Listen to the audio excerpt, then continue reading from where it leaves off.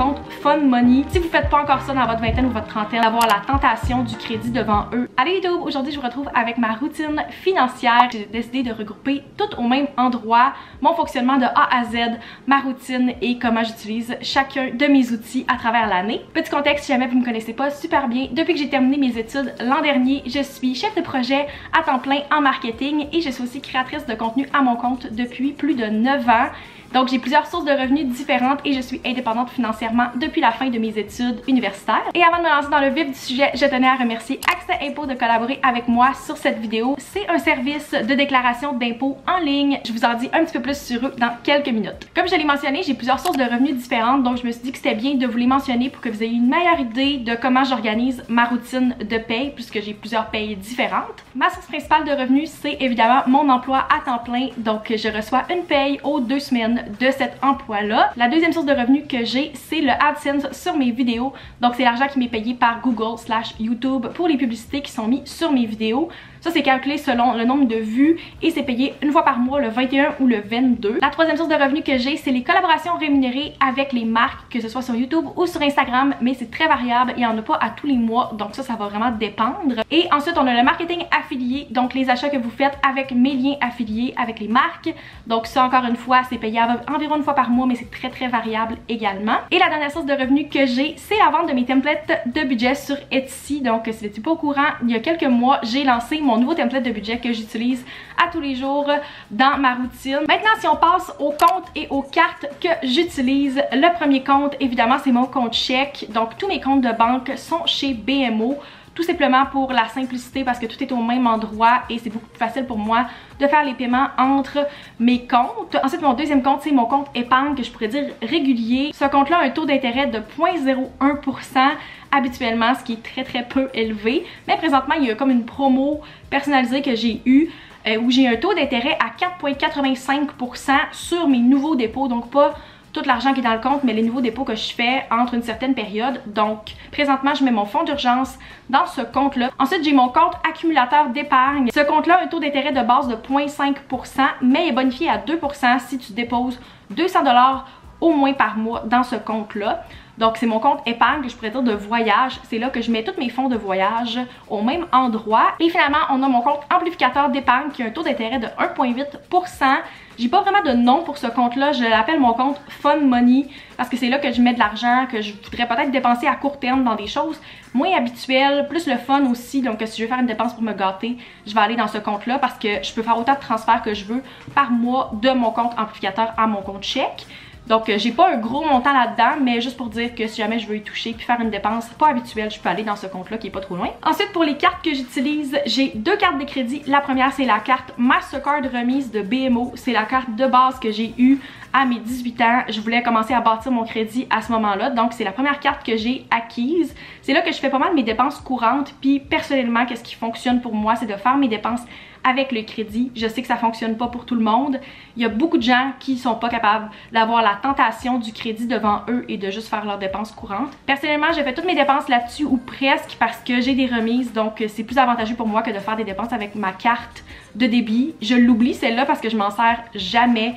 Je m'en sers peut-être une fois par année pour aller retirer ou déposer de l'argent à la caisse, mais je l'ai même pas écrit parce que je l'oublie, cette carte-là. Et la deuxième carte que j'ai acquis l'an passé, c'est la carte Mastercard remise de Neo Financial. Cette carte-là, je l'ai acquis il y a 1 an environ et je fais certaines dépenses, mais pas toutes, de ma vie courante parce qu'ils ont des partenaires avec qui ils ont encore plus de remises. Donc que ça peut aller de 2 à 10% si je me trompe pas avec certains partenaires. Donc pour certaines dépenses, c'est ça que je me sers. Et il y a aussi une plus grosse limite sur cette carte-là que ma carte Mastercard régulière chez BMO. C'est tout pour les cartes que j'ai présentement. Éventuellement, j'aimerais ça avoir une carte de crédit voyage pour accumuler des points pour des vols, pas payer des frais de transaction à l'étranger, tout ça.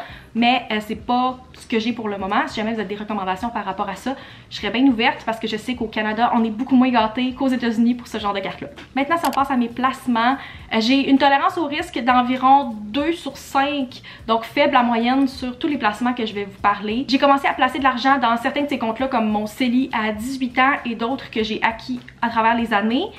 J'ai presque 23 ans maintenant, donc ça fait 5 ans que je place de l'argent dans ces comptes-là pour des projets différents. Mon CELI plus pour ma mise de fonds de maison. Ensuite, j'ai mon REER également qui a une tolérance au risque similaire à mon CELI. Et j'ai aussi un compte ouvert. Ce compte-là est vraiment le fun à avoir si vous avez un CELI ou un REER qui est plein. Et finalement, j'ai un autre REER séparé de tous mes investissements qui sont faits avec mon conseiller financier, avec le fonds FTQ. Donc ça, c'est moi de mon côté qui l'a placé. Il y a un tout petit montant, mais je voulais quand même le mentionner parce que c'est deux REER séparés dans ma tête. Ils n'ont pas de lien et le rendement est totalement différent entre les deux. Maintenant, si on passe à la fun part selon moi, ma routine de paye, la première chose que je fais quand je reçois de l'argent dans mon compte, c'est de payer ma carte de crédit, mes factures et mon loyer. Mes factures, il y en a certaines qui passent automatiquement sur mon compte 1 ou 2 fois par mois, dépendant par exemple mes assurances. Et mon loyer passe le premier du mois comme la plupart des gens. Comme je dois garder un minimum de 4000 $ en tout temps dans mon compte chèque pour ne pas payer de frais, je garde toujours une marge pour ces dépenses fixes-là.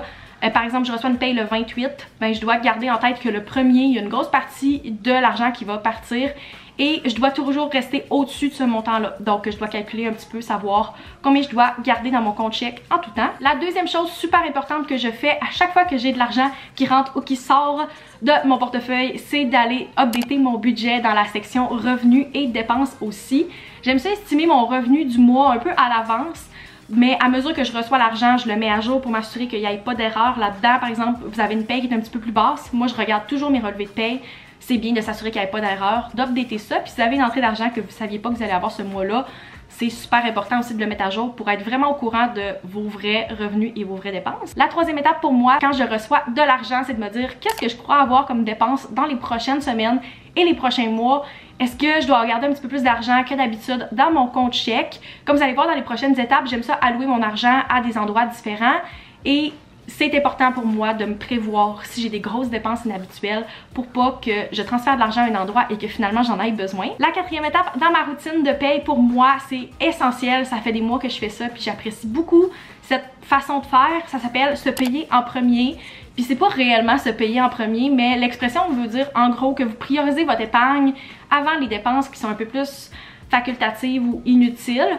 Donc, ce qui reste après avoir atteint mes objectifs d'épargne, ça va être mon argent, le fun à dépenser. Mais la première chose que je fais, une fois que mes factures et mes dépenses obligatoires sont payées, c'est de me payer en premier et de mettre de l'argent en épargne ou en investissement. À mon âge, chaque dollar est important, puis chaque année est importante aussi en épargne. Donc, plus je peux mettre d'argent maintenant, plus ça va m'aider dans le futur. Si vous ne faites pas encore ça dans votre vingtaine ou votre trentaine, c'est vraiment important de prioriser votre épargne. Puis je suis certaine que si vous commencez à faire ça, vous allez vous remercier plus tard. La cinquième étape de ma routine de paye, c'est quelque chose que j'ai commencé il y a quelques mois. Puis c'est vraiment un truc qui m'aide à épargner sans trop m'en rendre compte. Puis je le conseille si jamais vous voulez avoir quelques dollars ici et là qui vont vraiment vous servir puis vous n'allez pas trop vous en rendre compte.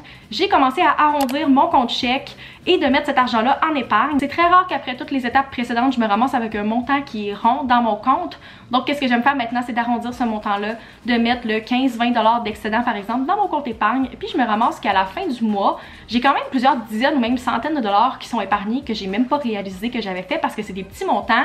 Fait que si jamais vous avez de la difficulté à épargner puis vous trouvez que de mettre des centaines de dollars, ça peut sembler un petit peu épeurant, je vous conseille vraiment de faire ce truc-là. Ça m'a beaucoup aidé, puis j'ai ramassé beaucoup d'argent depuis que j'ai commencé à faire ça de plus que je ne faisais pas avant. Et la sixième et dernière étape de ma routine de paye, c'est pas quelque chose que je fais tout le temps, c'est par rapport à mes investissements. Donc j'investis 2-3 fois par année des plus gros montants dans des moments spécifiques. Donc par exemple à la nouvelle année dans mon CELI ou à la période des impôts pour mon REER et selon le marché également. Et parlant de la saison des impôts, je voulais vous parler de mon partenaire de la vidéo d'aujourd'hui qui est Accès Impôts. C'est un service qui est 100% numérique, donc vous pouvez déposer tous vos documents, soit photos ou numérisés, sur la plateforme, répondre aux questions et en 48 heures seulement, votre déclaration va être créée par un professionnel. Ce qui est vraiment super, c'est que vous n'avez pas besoin d'imprimer tous vos documents et d'aller les porter à un comptable. Vous pouvez simplement le faire en ligne, donc vous sauvez du papier. Puis en plus, il y a un arbre qui est planté par déclaration qui est produite sur Accès Impôts. Si jamais ça vous tente d'avoir plus d'informations sur Accès Impôts, je vous laisse tous les détails dans la description ainsi que le lien vers la plateforme. Et vous pouvez aussi utiliser mon code MAXIME10 pour avoir 10% de rabais sur le prix de votre déclaration d'impôt cette année.